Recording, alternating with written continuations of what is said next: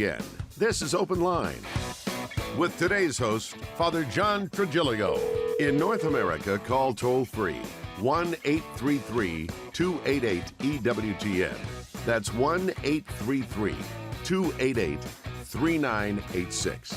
Outside North America, call 1-205-271-2985 or send an email to openline@ewtn.com. A tremendous Monday to each and every one of you. Thanks so much for tuning in to EWTN's Open Line.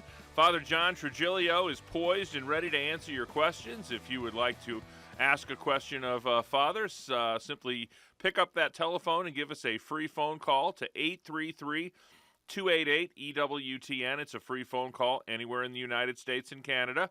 833-288-3986. If you're outside the United States and Canada, that number is 1-205-271-2985, and we'll even put you straight to the front of the line at 1-205-271-2985. And you can always send us an email. That email address is openline@ewtn.com. That's open line, all one word, at EWTN.com.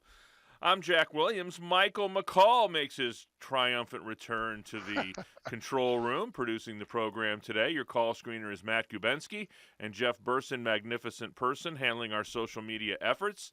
So if you're watching us on YouTube or Facebook Live, you can type a question into the chat window, and it may find its way to us by the end of the program. And our host, as he is every Monday, live today from the Josephinum in Columbus, Ohio, Father John Trigilio. How are you? Fine. Happy Columbus Day. Same to you, Mr. Italian priest. You. What are you? Are you seminary hopping? What are you doing here? It's what they call a busman's holiday. Yeah.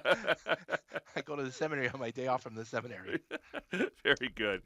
We've got an email here from Joan, and she says, a first-year priest told a group of us not to use the word host to mean the Eucharist. Today, in another parish before Mass, a call was made for an extra host minister.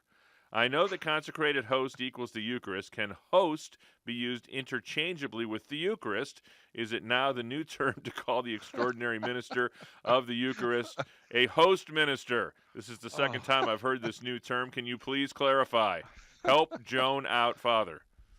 Well, if you just use the word host without the preface of sacred, it sounds like something from the Sci-Fi Channel.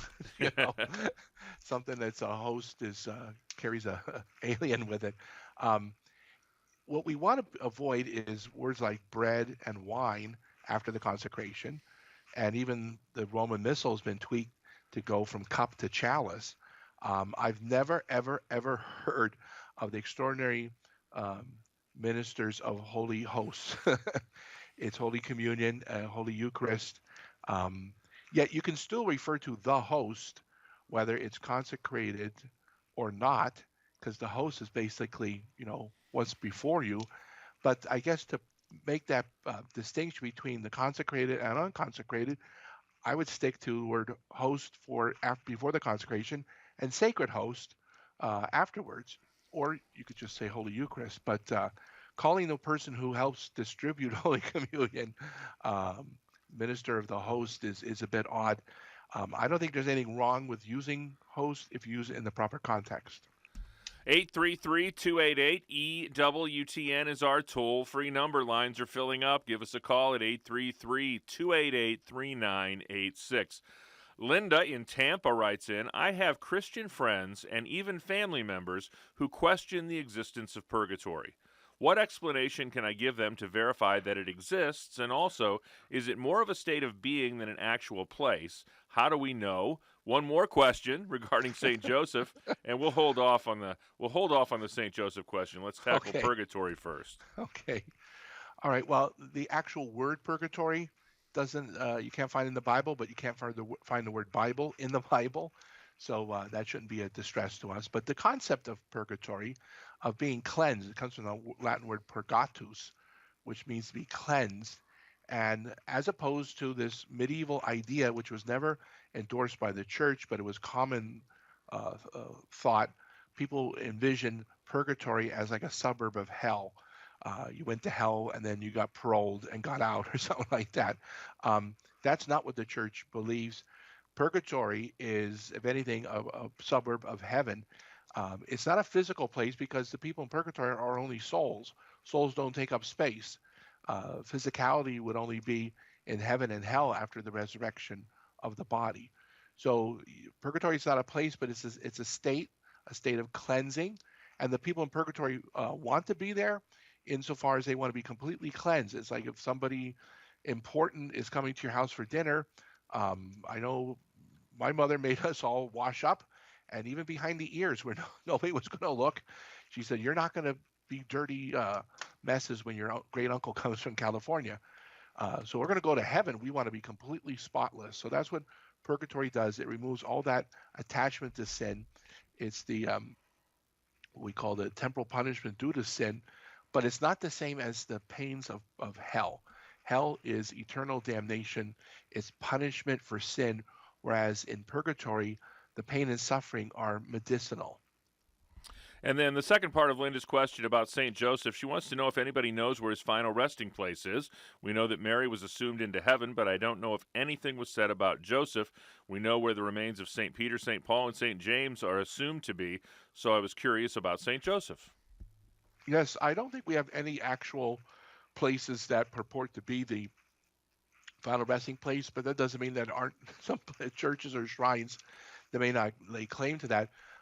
There are some few places that I heard might have a relic of St. Joseph, but we don't have any incontrovertible evidence of where his exact grave or tomb would be.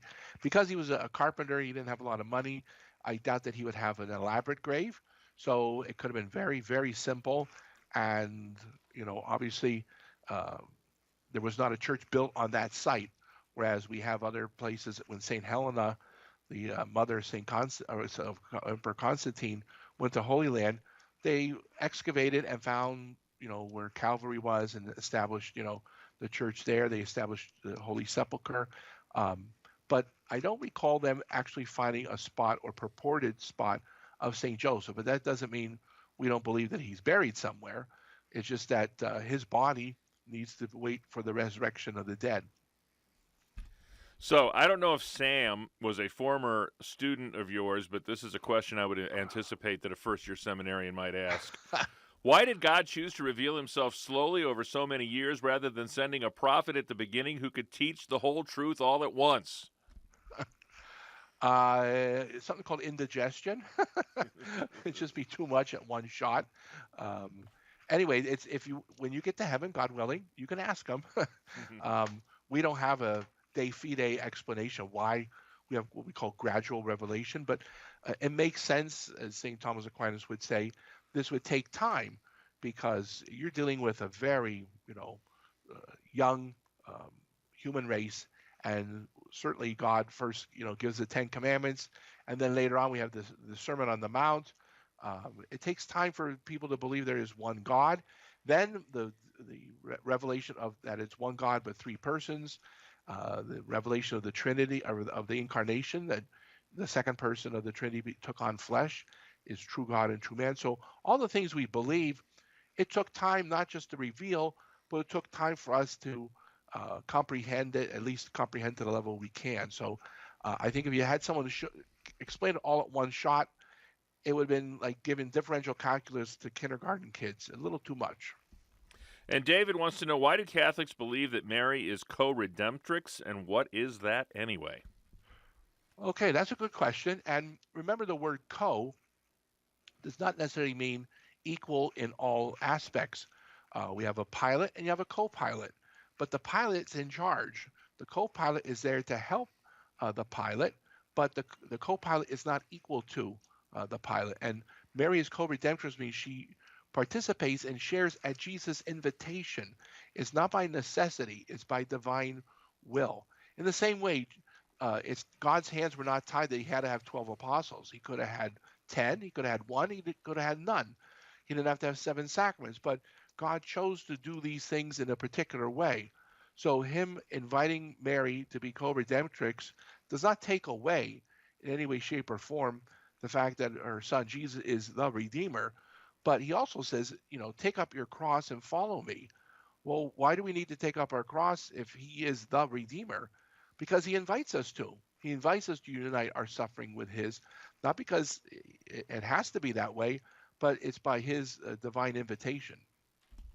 Straight ahead, we're going to talk to Maddie in Dayton, Ohio, and we've got plenty of time and plenty of room for your phone calls.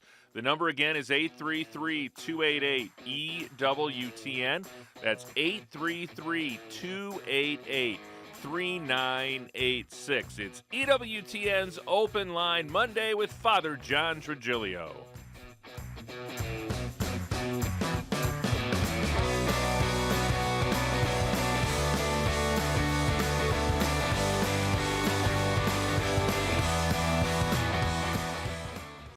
The most original Catholic content is on EWTN Radio. Hello, Journey Home family. Next time, we'll welcome Dr. Annie Bullock, a former Baptist and Episcopalian, to share what led her to come home to the Catholic Church. Share the journey next time on EWTN's The Journey Home. The Journey Home, tonight, 8 Eastern, on EWTN Radio and television.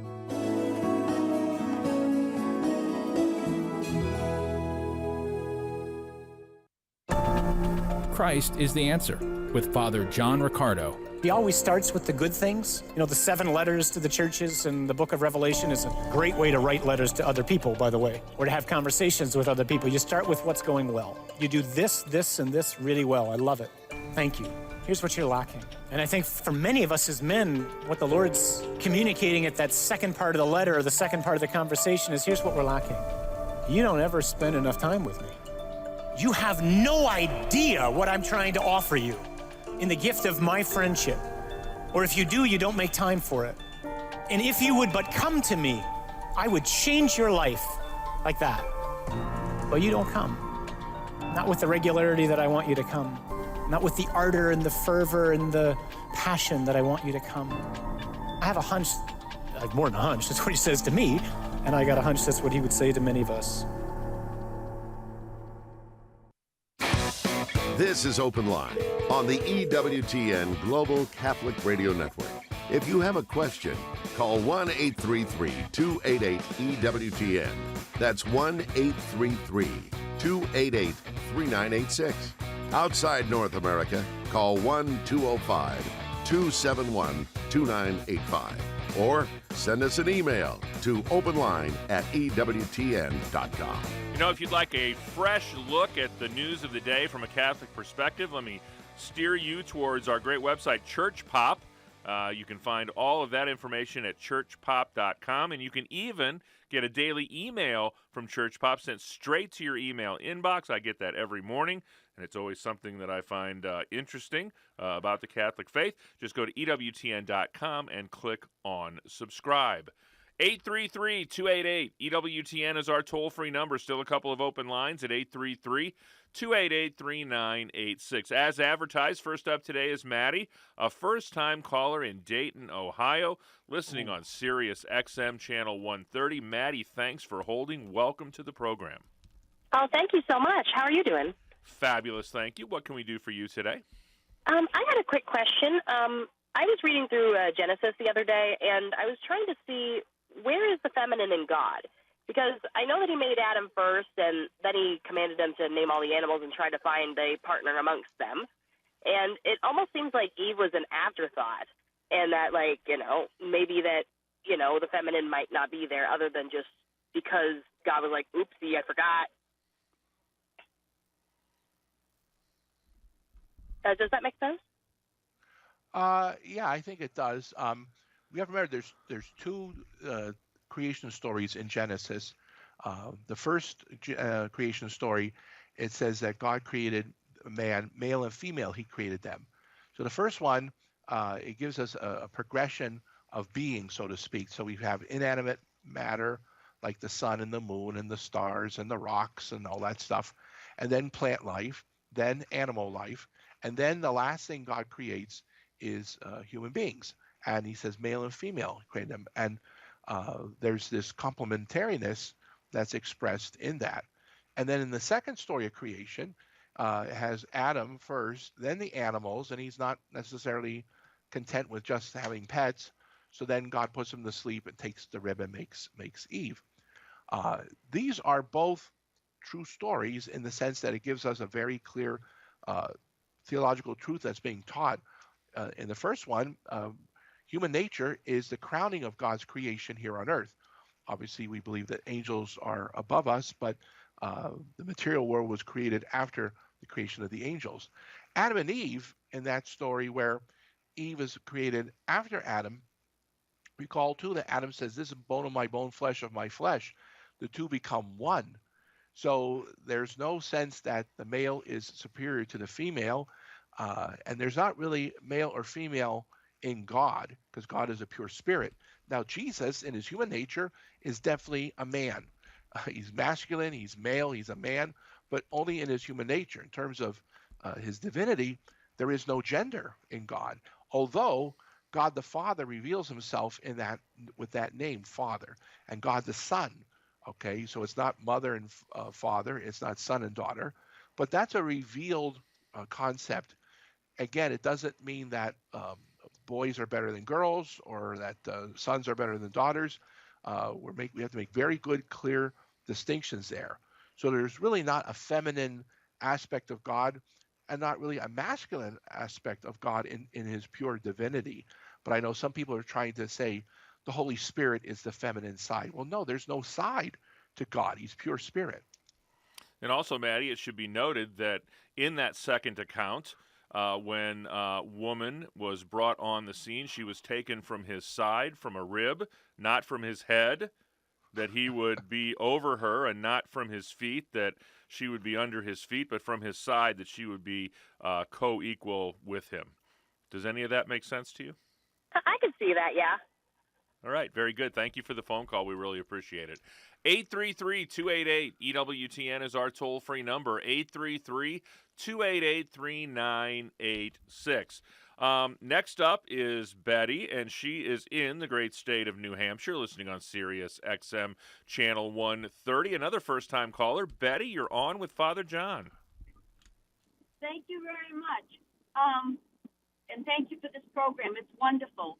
My question is, I'm wondering why the Catholic Church doesn't focus more on the rosary as a complete prayer. Okay, could you be a little bit more explicit why you think it's not complete?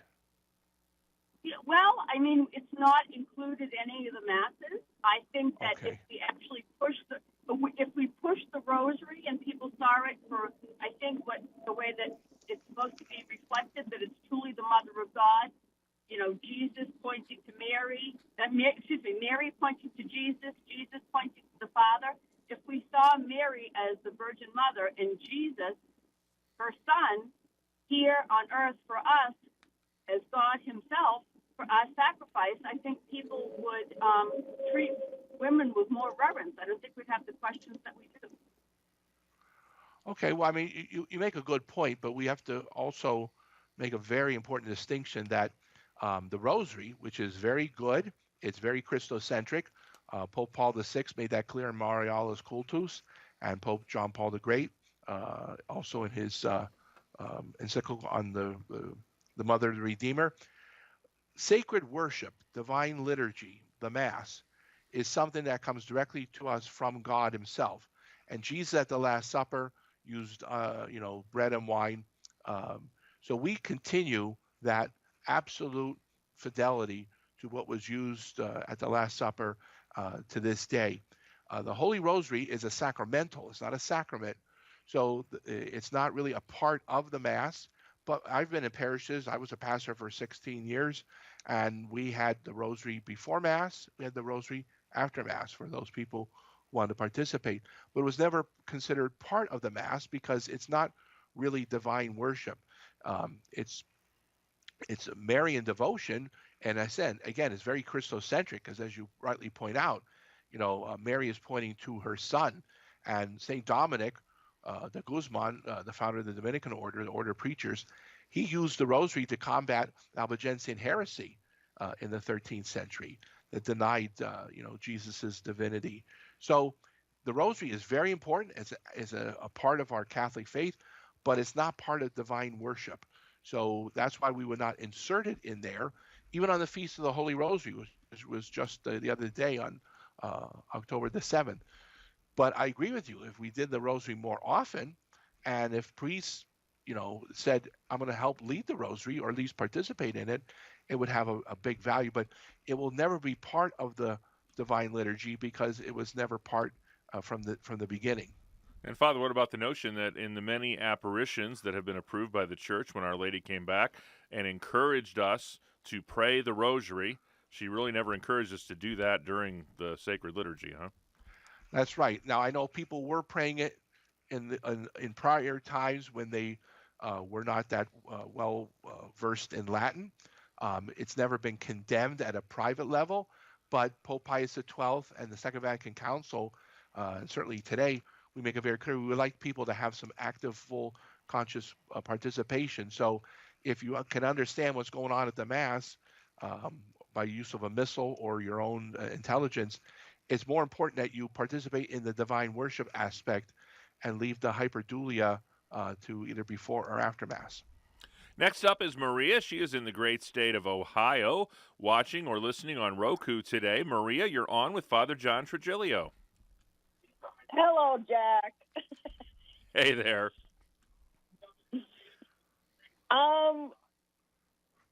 Brother John, I'd like to know if I answered a question correctly. I was asked why one of the altar servers carries the crucifix during the procession in and out at the beginning and ending of Mass. Am I mistaken that this person is doing Simon the Cyrene's part in the into how we do about Jesus' crucifixion? Well, that's certainly a good analogy. I would like to use that myself. I'll footnote you though when I do that again. The real purpose of the bringing of the processional cross, because it's to show that this is a formal entrance, like Jesus's entrance into Jerusalem on Palm Sunday. The carrying of the crucifix in a procession denotes that this is something of religious value, but also devotional, and it involves the clergy and then any of the laity that are involved in that particular celebration. It's something that, especially when in medieval times, whenever there was a procession of somebody of importance, even going back to the time of Julius Caesar, when Caesar or the emperor came back in triumph, there was this big elaborate parade. And the parade wasn't just something that was esoteric or incidental. It was an act of showing gratitude for the person who was the main character of that. So Caesar conquered the Gauls. He came to Rome. He had his triumph. So too in the procession, we're showing that Jesus's victory over sin and death is part of this procession. So it has a lot of connections to antiquity. But I do like the analogy with Simon of Cyrene. But I don't think that was the one and only reason why this developed. I think it was more of that historical context. God bless you, Maria. Thank you so much for the phone call today. That frees up a line for you at 833-288-EWTN. That's 833-288-3986. Francis wants to know, if conditional security of salvation is true, how do we know what secures our salvation? Well, when you mean by conditional security, I believe you're trying to say that we don't have absolute metaphysical certitude of our salvation, because the analogy I like to make is we make a distinction between redemption and salvation. Jesus redeemed us on the cross on Good Friday when he died for our sins. The actual act of salvation, though, occurs when you and I actually get into heaven. So the analogy I like to use is if you fall off the boat, you're on a cruise ship somewhere, and you fall off the boat, the person who throws you, the life buoy, they're doing the act of redemption, but you're not actually saved. You're not safe till you're back on the boat. All right. So there's a process of being brought onto, and then once you arrive is when you can say, I'm safe and sound. So once we're in heaven, that's when we're saved. We're redeemed by Jesus, but it's not an absolute foregone conclusion, because at any moment while we're still alive, God forbid, we could commit a mortal sin and turn our back completely on God, and he respects our free will. So it's not once saved, always saved. You're saved once you're in heaven, but we've been redeemed, and we need to be confident that we're going to live in a proper life. Got a unique opportunity for you on Open Line Monday. Wide open phone lines here at the midway point. The number's 833-288-EWTN.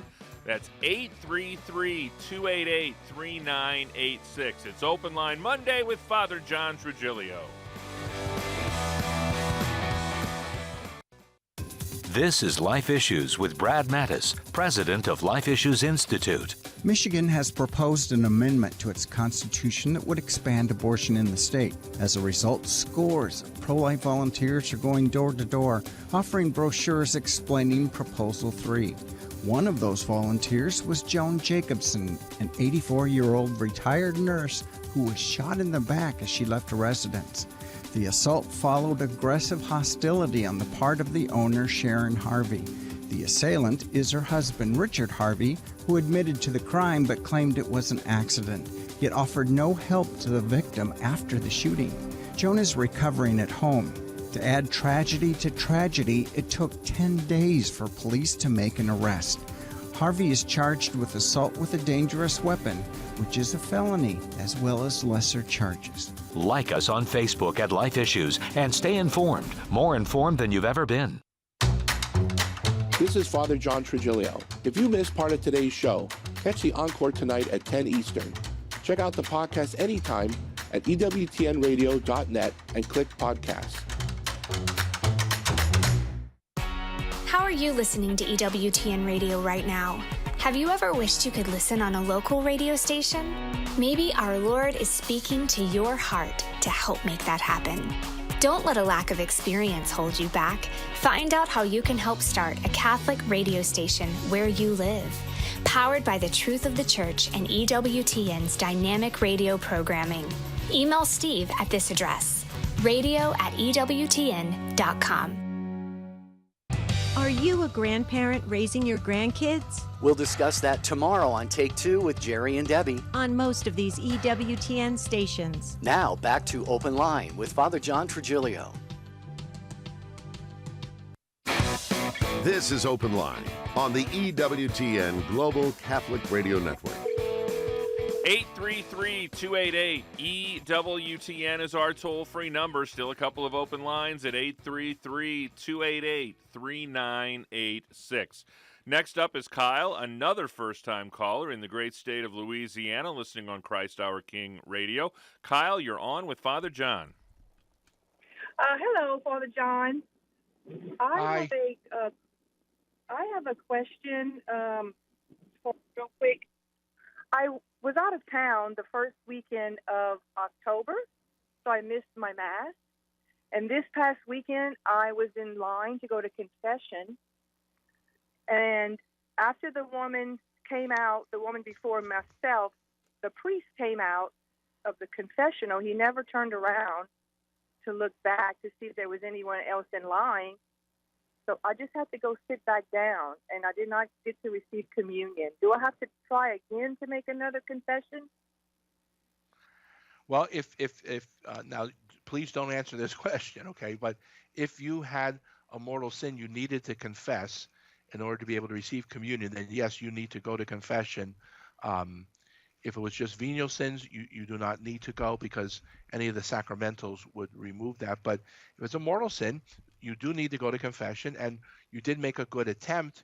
So worst case scenario, as the nuns used to tell us, if you had crossed the street and a truck ran you over, I think you'd be in good stead because you had intended to go. And certainly you want to always, if in a situation like that, you want to make a perfect act of contrition. But you really, if you have a mortal sin and you're unable to confess it, you should wait to go to communion again until you have that confession. Now, I know as a pastor, there were many times where I had to leave the confessional because I'm the celebrant of Mass, and it's 1 minute to Mass time. I have to say to the people who are waiting, and it's not their fault that someone ahead of them maybe took a little too long, but I would say to the people, I can hear your confession after Mass, but all those people who needed to go and couldn't go to communion until they got their confession, I can't change that. That's the law of the church, and I understand it happens. So whether the priest was cognizant of people being there, whether it was the time element, I want to give my colleagues the benefit of the doubt. But next time, maybe say, Father, excuse me, is there still time? Maybe he was unaware there were other people, and maybe he's not going to say Mass in a minute or two. I don't know what the other aspects of that were, but yes, the church law and discipline and theology is that anyone with mortal sin needs to go to confession. That's why even with general absolution, the condition is that the first chance you get, you still have to go to confession and mention those sins. The general absolution is only in emergency situations, and it's not absolute. Next up is Jen in Western Minnesota, listening on Real Presence Radio. Jen, you're on with Father John Trigilio. Okay. Hello, Father John. I have a Hi. couple of questions. One is a follow-up to one of the questions, I think it was last week, about when you die and can you give your body to research, and the answer was yes. And then there was no follow-up. I thought that you could do that, but then the body does have to be returned to be buried. Is that correct, or am I wrong? No, if there's anything left over, yes, the leftover parts need to be shown respect, and if possible, to be buried. But I have many doctor friends who tell me that when they do medical research, organ transplants, or whatever, there are many times where there are not parts available because they have to incinerate them for health reasons. So a person may not get the rest of the parts that were not used, but you want them treated with respect. So if you're able to collect the cremains, then they need to be buried in the ground or at sea intact without being scattered. Many cases, when they're doing some research, they might use as many parts of the dead body as possible. So there might not be a lot even available. You just want to make it clear as a stipulation that if you're going to donate your body to medical science, that the whatever's left over needs to be shown Christian respect, which means they need to be buried, or if they are incinerated for health reasons, the ashes need to be kept separate from all other types of waste. And I know sometimes they may not like that, whoever's accepting, but that's the condition. Otherwise, I'm not going to donate my body to science. So as long as the body's treated respectfully, and if there is a possibility of preserving whatever's left over, then yes. But I just don't want people to indiscriminately, as you say, here's my body, and then once it's out of my hands, I have no control. Yes, you do. You have some legal, leverage there before you commit yourself to that.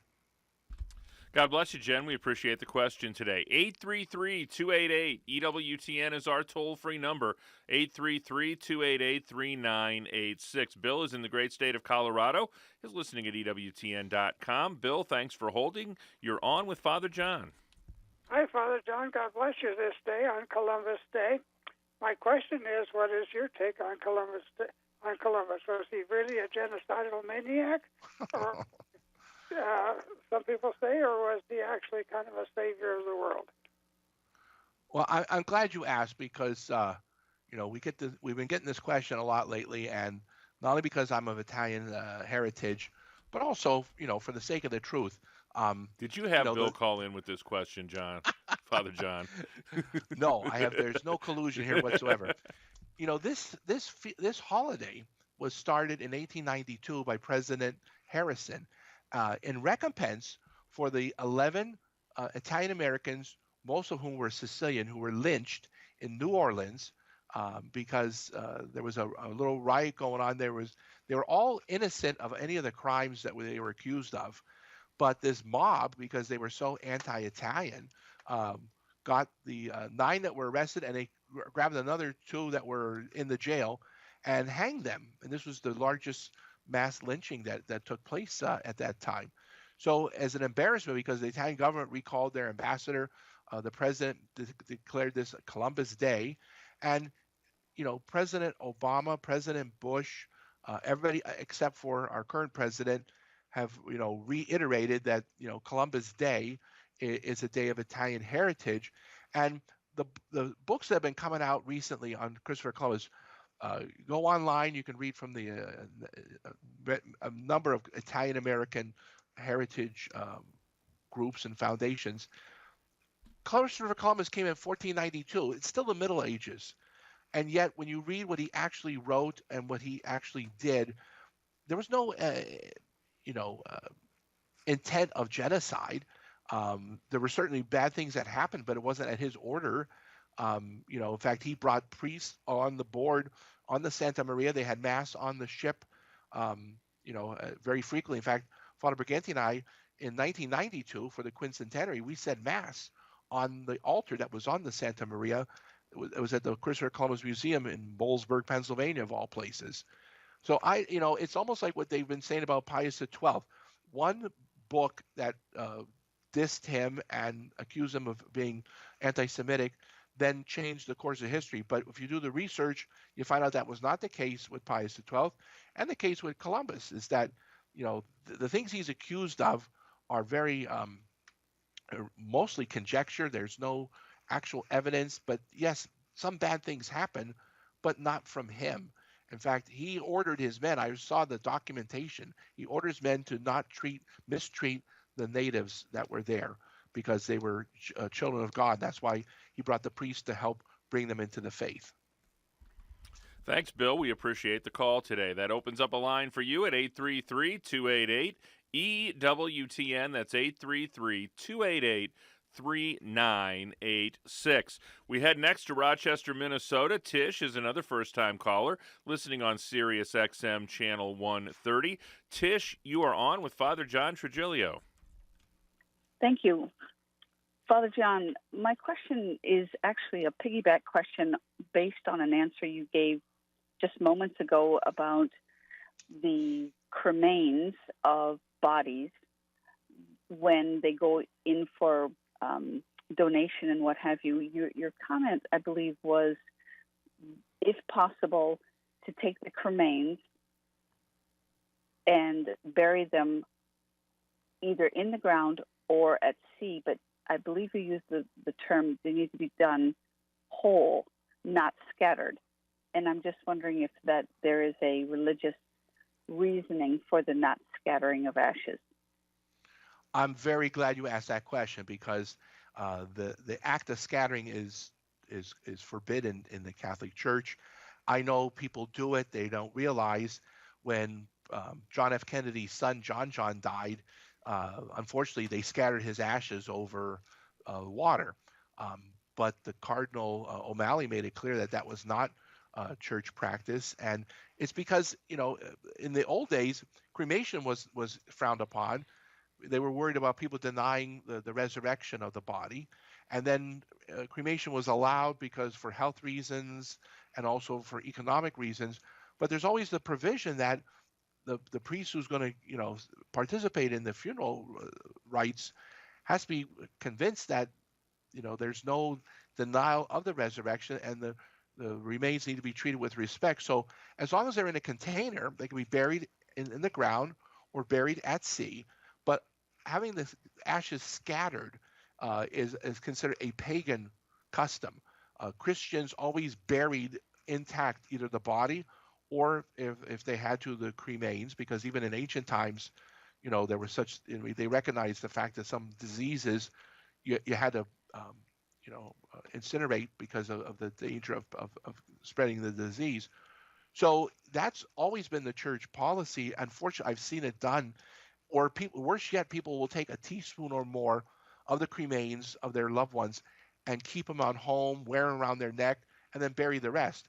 No, you have to take the whole amount you're given from the undertaker or from the morgue and bury them intact, either hopefully in sacred ground at a cemetery or at sea, but in a container. So the scattering is what we are very much against. And anytime you see that, the person there either was told the wrong information or they're doing something that's not right.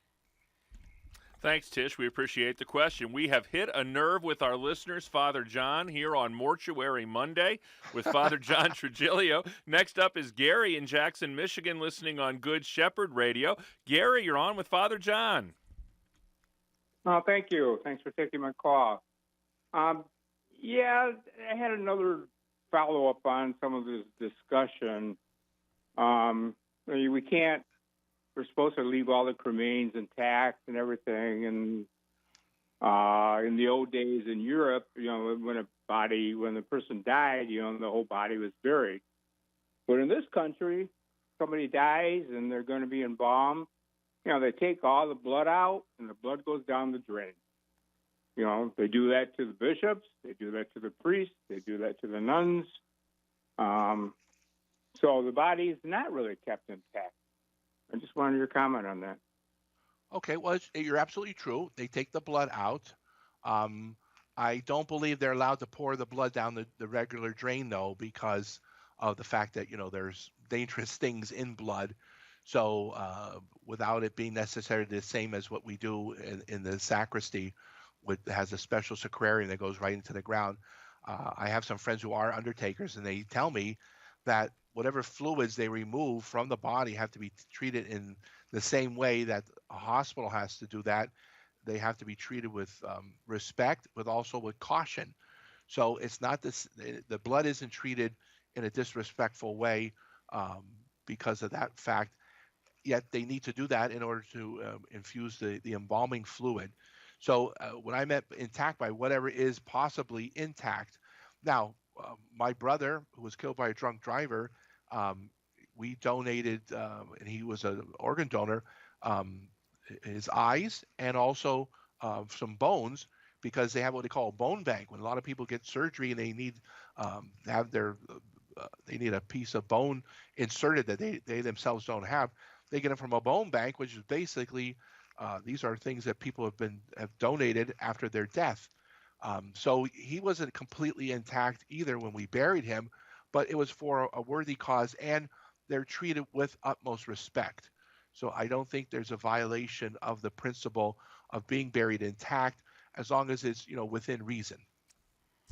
God bless you, Gary. Thanks so much for the phone call today. We've still got time for your calls at 833-288-EWTN. That's 833-288-3986. John would like to know how a saint becomes a doctor of the church. That's the decision of the Pope. The Pope decides to declare someone like Saint Teresa of Lisieux, any of the saints. I mean, a father of the church is much more restricted, had to be a certain time in church history, whereas a doctor of the church, it's ultimately the call of the Pope. In the same way the Pope decides who's beatified, who's blessed, and who's canonized, who's a saint. I'm very convinced that Pope John Paul the Great will probably be called a doctor of the church, and probably something similar to like the luminous doctor, the doctor of light, just as St. Thomas Aquinas is considered the angelic doctor. St. Bonaventure is considered the seraphic doctor. But it's a call made by the Pope based on the teachings of that particular saint. And they don't hand them out that frequently. They want to do some study in the same way, but they go over the whole body of writings that this person has written, not just one or two of their best. 833-288-EWTN is our toll-free number. It's a free phone call anywhere in North America. 833-288-3986. Be sure to check out Fire on Earth, a great way to start your day. Peter Herbeck, one of the most compelling evangelists really in America today, as far as I'm concerned, provides a compelling look at the new evangelization through inspiring teachings, interviews, and testimonies. Peter's insights will help Catholics acquire the tools they need to do their part in the new evangelization. That's Fire on Earth, Monday through Friday, 5:15 a.m. Eastern Time, right here on EWTN Radio. Paula would like to know, how can we combat human constructed truths and relativism?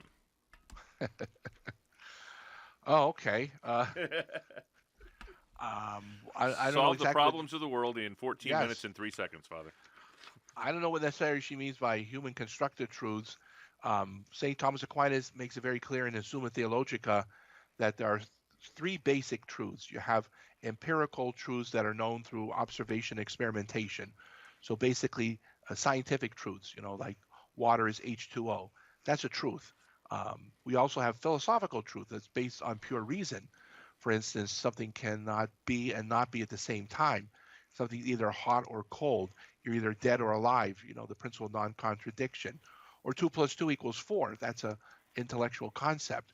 So you have philosophical truth, you have empirical truth, and then finally the third one is theological revealed truth, that in God there are three persons but one God. In Jesus Christ, since the incarnation, you got divine nature, human nature, hypostatically united to the one divine person. That's something that neither science nor reason could get to on its own. But those are the three basic truths, and all three are true. It's just that the third one, revealed ones, comes to us directly from God, whereas the other two are ascertained either by our observation, like I said, or through the use of reason. Relativism is that, not that it takes a dim view on those three, it ignores that there's such a thing as theological revealed truths, and also that all truths are sort of up for grabs. Well, no, either 2 + 2 = 4 or it doesn't. 2 + 2 can never equal 5.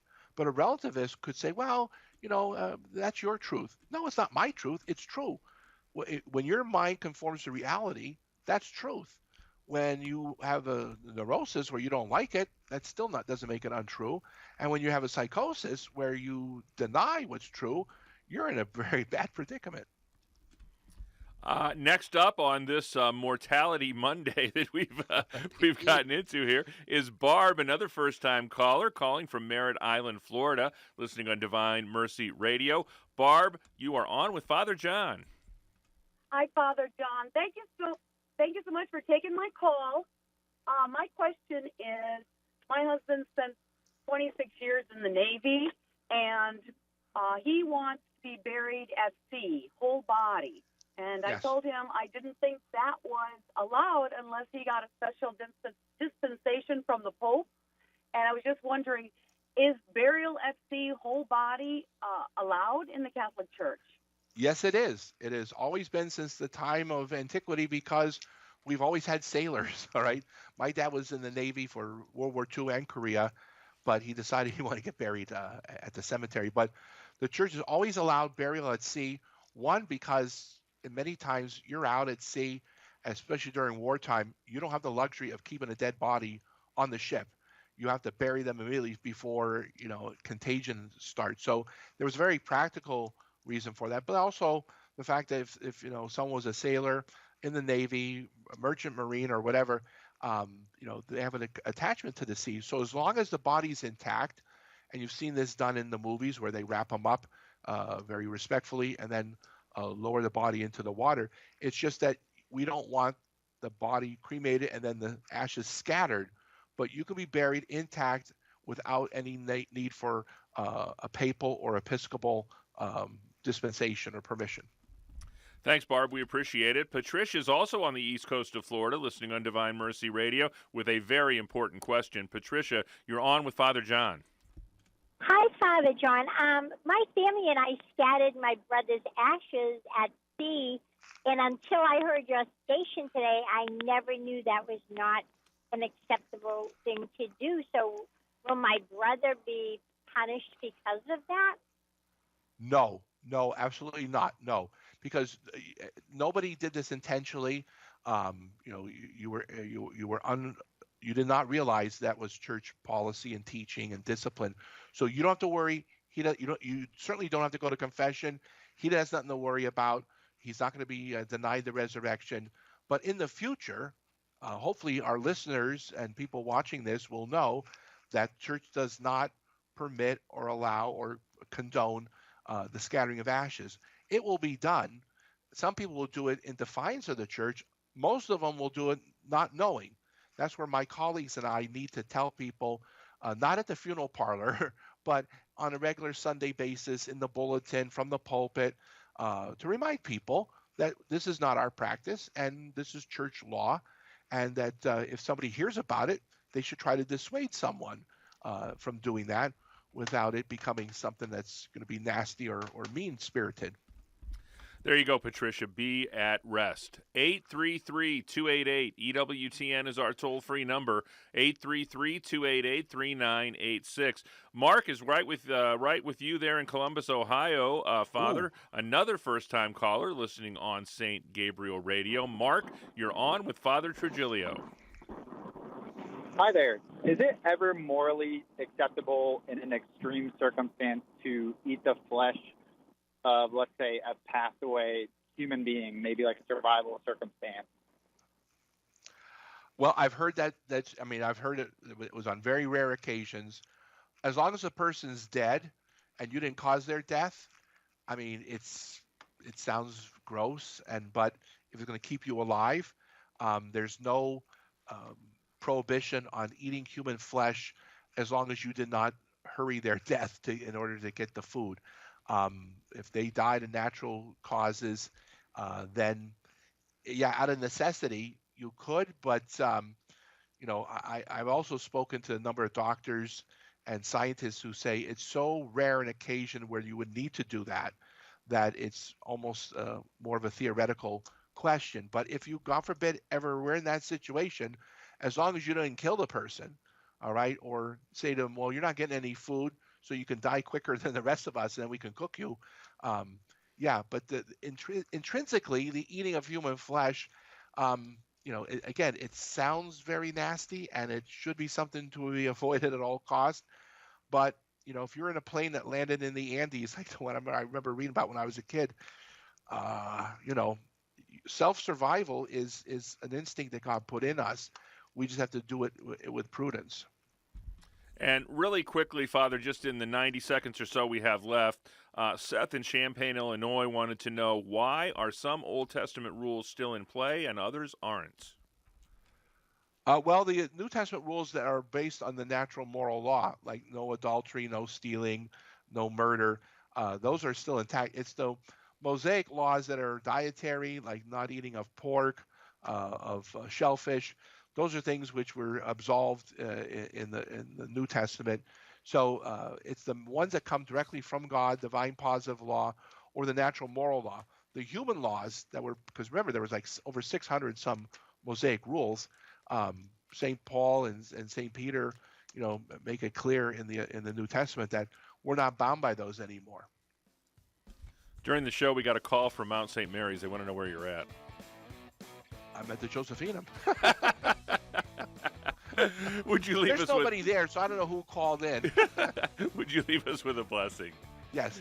Benedicat vos omnipotens Deus, Pater, et Filius, et Spiritus Sanctus. Amen. Amen. On behalf of our host, Father John Trigilio, our producer, Michael McCall, our call screener, Matt Gubensky, and our social media maven, Mr. Jeff Burson, I'm Jack Williams. Thanks so much for another great start to a week of EWTN